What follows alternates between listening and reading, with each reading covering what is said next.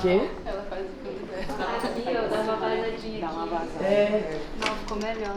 Vamos lá então? Com aquela chifinha aqui, tá? Ok. Sai, menina.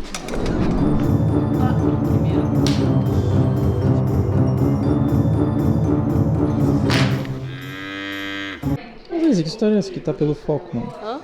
Como assim que tá pela... Nunca está. Pela foto? Isso aí é coisa daquele safado ali, ó, do som. Essa piada aí, Produção. Filma essa menina feliz. Ela fica feliz. Tá feliz? Aqui, ó. As pastinhas, com as notinhas separadas. Que é a felicidade dela, moça. Quer deixar a executiva feliz? Aqui, ó, bonitinho. E Kim, eu fiquei sabendo que não vai poder comer carne no set. O que você acha disso?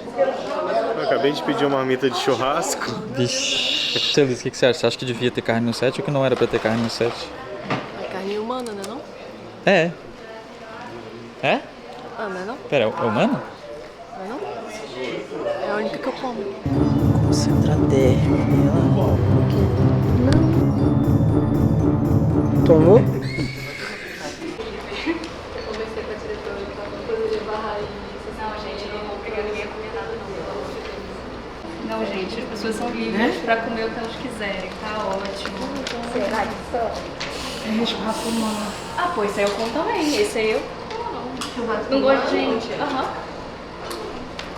Eu acho uma delícia aquele torresmo que você fez. Ah, é verdade. Tinha aquela galera na Bahia que fazia empada de carne humana na frente da delegacia.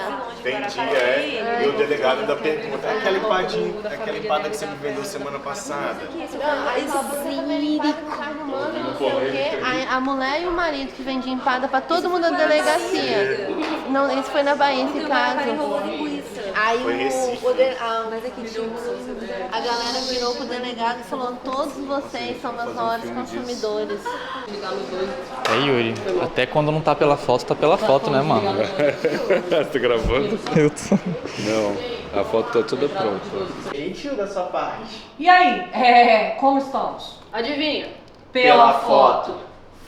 Vem cá, você acha?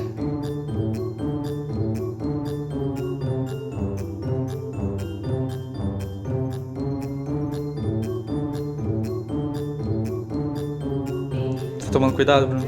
Não.